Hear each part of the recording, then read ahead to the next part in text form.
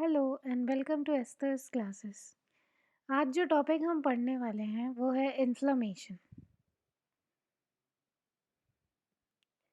Inflammation क्या होता है? ये एक लोकलाइज्ड प्रोटेक्टिव रिएक्शन है हमारी बॉडी के टिश्यूज़ का towards any kind of irritation, injury और infection.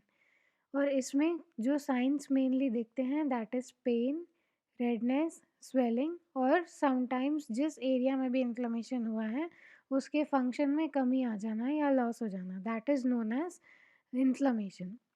I will read this definition for you. It is a localized protective reaction of tissue to irritation, injury, or infection characterized by pain, redness, swelling, and sometimes loss of function.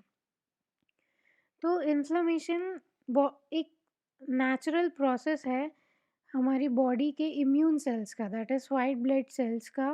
और ये एक immune response है जो कि हमारी body किसी भी infection के प्रति या किसी भी फॉरेन सब्सटेंसेस के या इन्फेक्शियस एजेंट्स जैसे कि बैक्टीरिया और वायरसेस के बॉडी में एंटर होने के बाद या किसी भी टिश्यू में एंटर होने के बाद उसके खिलाफ जो रिएक्शन या रिस्पॉन्स करती है that is known as inflammation.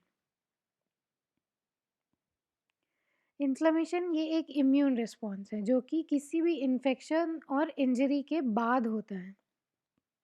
ये एक प्रोसेस है जिसमें हमारी बॉडी के वाइट ब्लड सेल्स और केमिकल्स हमें प्रोटेक्ट करके रखते हैं किसी भी इन्फेक्शन से या फॉरेन सब्सटेंसेस से जैसे कि बैक्टीरिया और वायरसेस. इसमें बहुत सीरीज ऑफ रिएक्शंस इन्वॉल्व है और उन्हीं रिएक्शंस के वजह से हमें उस एरिया में रेडनेस, हीट और स्वेलिंग दिखती है. इम्यून सेल्स बहुत हार्ड वर्क करते हैं ताकि जो इंजर्ड और डाइंग टिश्यूज़ हैं उनको ब्रेक डाउन कर सके और उनकी जगह पे न्यू और हेल्दी टिश्यूज़ रिप्लेस हो सके. और ये पूरा इन्फ्लेमेशन और टिश्यू हीलिंग के प्रोसेस में होता है. अब हम देखेंगे कॉजेज़, क्या-क्या कॉजेज़ हो सकते हैं इन्फ्लेमेशन के. कोई भी मैकेनिकल इंजरी की वजह से हो सकता है, जैसे कि गिरने से चोट लगना है या कोई एक्सीडेंट होना, बर्न इंजरी या सीवियर हीट या कोल्ड से बर्न हो जाना, स्किन या बॉडी का कोई भी हिस्सा, तो उस ऐसे कॉजेज़ को मैकेनिकल इंजरी बोलते हैं. Then next is chemical injury.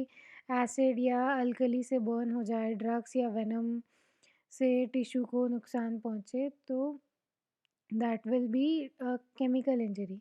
Then any kind of infectious agent की वजह से भी इन्फ्लेमेटरी रिएक्शन हो सकता है बॉडी में, जैसे कि बैक्टीरिया, वायरसेस, फंजाई या कुछ पैरासाइट्स के रिस्पॉन्स में भी इन्फ्लेमेटरी रिएक्शन होता है. Then ischaemia is lack of blood supply which में eventually lead to death of tissue, also known as infarct और necrosis.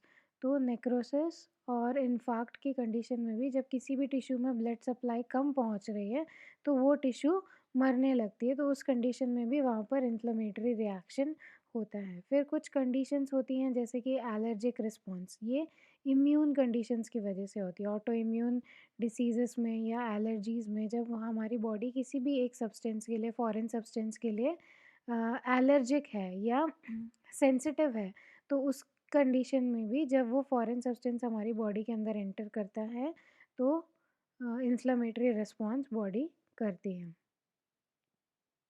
So these were few main causes for inflammation. Next we'll see mechanism and process of inflammation कि inflammation process में क्या होता है और एक क्या मैकेनिज्म है पूरे इन्फ्लेमेटरी प्रोसेस का. तो सपोज़ कीजिए ये आपकी स्किन है और आपको चोट लग जाती है, एक छोटी-सी चोट लग जाती है, तो उस जगह पर आप रेडनेस और स्वेलिंग देखोगे. जभी भी चोट के आजू-बाजू का जो पूरा हिस्सा होगा, चारों तरफ वहाँ पर रेडनेस और स्वेलिंग दिखेगी.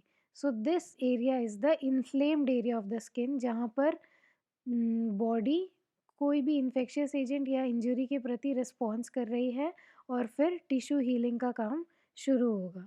तो ये जो एरिया आपको रेड स्वोलन दिखाई देता है, आपको पेन भी होगा उस जगह पे, that is inflamed area of the skin जो कि चोट लगने के, इंजरी के बाद होती है.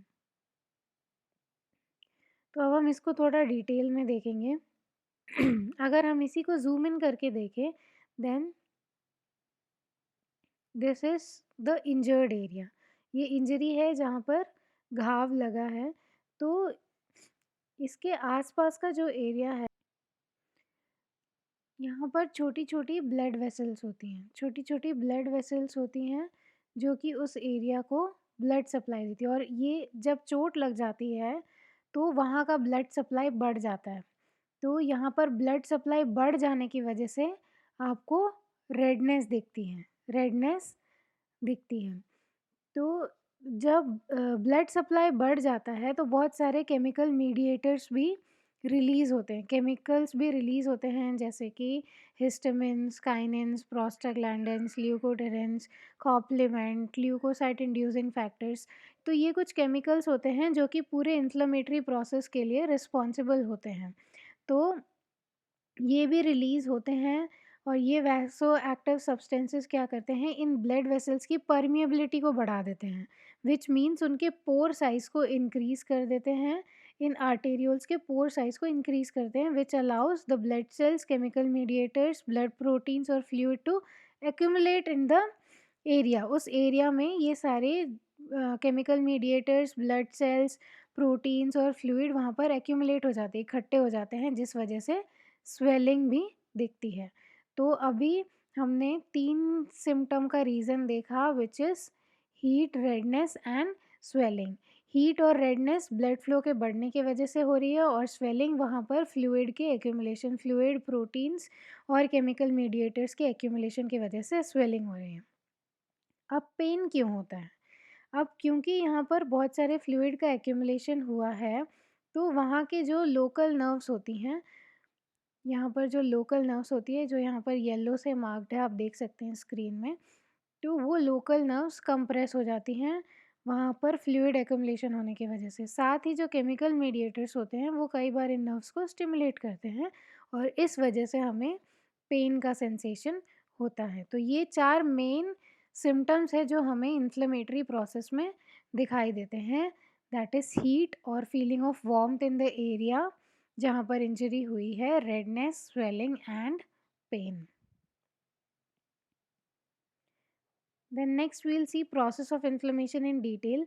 इस पूरे प्रोसेस को 4 हिस्सों में बांटा गया है। First is vasodilation, blood vessels का डायलेट होना और उस एरिया में ब्लड फ्लो का बढ़ जाना, that is known as vasodilation. Next is vascular permeability, blood vessels के पोर साइज़ इंक्रीज़ हो जाते हैं, वो ज़्यादा परमिएबल हो जाते हैं, ताकि वाइट ब्लड सेल्स उस एरिया में काम कर सकें जहाँ पर इंजरी हुई है, और वहाँ पे के जो भी इन्फेक्शियस एजेंट्स हैं उनको वो मार सके। जो ब्लड प्रोटीन्स हैं और जो केमिकल्स हैं वो रिलीज़ हो सके, इसके लिए जो आर्टेरियोल्स हैं उनकी परमिएबिलिटी बढ़ जाती है। तो इस स्टेज को हम बोलेंगे वास्कुलर परमिएबिलिटी। पहले होता है वैसोडाइलेशन, जिसमें ब्लड फ्लो बढ़ जाता है, then vascular permeability. Then next is exudation. इसमें fluid, proteins, red blood cells, white blood cells, ये सब इंट्रावास्कुलर स्पेस छोड़ देते हैं, एस्केप करते हैं, मतलब ब्लड वेसल से बाहर आते हैं उस एरिया में जहाँ पर इंजरी हुई है, as a result of increased osmotic pressure, जिस जो कि वास्कुलर परमिएबिलिटी है। वास्कुलर परमिएबिलिटी बढ़ी है, और तो उस वजह से अब वहाँ पर फ्लूइड का एक्यूमुलेशन होगा, which is known as exudation. इस प्रोसेस को एक्सुडेशन बोलते हैं। उसके बाद लास्ट प्रोसेस है, दैट इज़ वास्कुलर स्टेसिस। एक बार ये सारे प्रोटीन्स और ब्लड सेल्स अपना काम कर लेते हैं, उसके बाद ये प्रोसेस स्लो डाउन हो जाती है, वहाँ का ब्लड फ्लो स्लो हो जाता है, ब्लड वेसल्स वापस से कॉन्स्ट्रिक्ट होने लगती हैं, and fluid exudation to allow chemical mediators and inflammatory cells to collect and respond to the stimulus। जो भी stimulus है उसके लिए वो रिस्पॉन्स करती हैं। जब वो अपना अपना काम करने लगती हैं तो ब्लड फ्लो वहाँ की कम हो जाती है। इस प्रोसेस को हम वैस्कुलर स्टेसिस बोलते हैं। पहले वैसोडाइलेशन, जब ब्लड फ्लो बढ़ जाती है, देन वैस्कुलर परमिएबिलिटी, जब ब्लड जो आर्टेरियल्स है उनके पोर का एक्सपेंशन होता है। देन एक्सुडेशन, वो इंट्रावास्कुलर स्पेस छोड़ के उस एरिया में पहुंचते हैं जहां पर उन्हें काम करना है। That is chemical mediators, proteins and blood cells. फिर उसके बाद लास्ट प्रोसेस है वास्कुलर स्टेसिस, जब सारे ब्लड सेल्स, प्रोटीन्स और केमिकल मीडिएटर्स इंट्रावास्कुलर स्पेस छोड़ के उस एरिया में पहुंच जाते हैं जहां पर उन्हें काम करना है, तो वहाँ का ब्लड फ्लो कम हो जाता है, which is known as vascular stasis. तो ये 4 मेन प्रोसेस है जो कि इन्फ्लेमेशन में होते हैं। Then next we'll see stages of inflammation. 3 main stages हैं। First is tissue injury, second is release of chemicals and third is leukocyte migration. तो जब टिश्यू इंजरी होती है, टिश्यू इंजरी के बाद 2 प्रोसेस होते हैं। First is release of chemicals, second is release of leukocyte inducing factors. Then release of chemicals such as histamines, kinins, prostaglandins, complement और leukocyte, release of leukocyte inducing factor. तो ये 2 process होता है tissue injury के तुरंत बाद। अब जब केमिकल रिलीज होते हैं उसकी वजह से वैसोडाइलेशन होता है, और वैसोडाइलेशन की वजह से उस इंजर्ड एरिया में ब्लड फ्लो इंक्रीज हो जाता है, जिसकी वजह से हमें 2 सिम्टम दिखते हैं, वार्मथ और एरिथमिया। वार्मथ इज़ वहाँ पर हीट फीलिंग होती है और एरिथमिया मीन्स वहाँ पर रेडनेस होती है।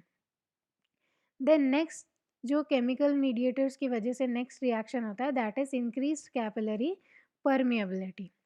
इंक्रीज्ड कैपिलरी परमिएबिलिटी, जो ब्लड कैपिलरीज हैं और आर्टेरियल्स हैं, स्मॉल ब्लड वेसल्स, उनकी परमिएबिलिटी बढ़ जाती है, विच लीड्स टू एक्सुडेशन। वहाँ पर फ्लूइड का एक्यूमुलेशन होता है जिसकी वजह से फिर 2 सिम्टम्स दिखते हैं, that is pain and edema. Then leukocyte inducing factors के रिलीज होने से क्या होता है? ल्यूकोसाइट इंड्यूसिंग फैक्टर्स के रिलीज होने से जो WBCs हैं वो इंजर्ड एरिया में माइग्रेट होते हैं, वो इंजर्ड एरिया में माइग्रेट होते हैं। Next process is migration. इस प्रोसेस में जो WBCs हैं वो एंडोथेलियम कैपिलरी वॉल्स में क्लिंग कर जाती हैं, चिपक जाती हैं।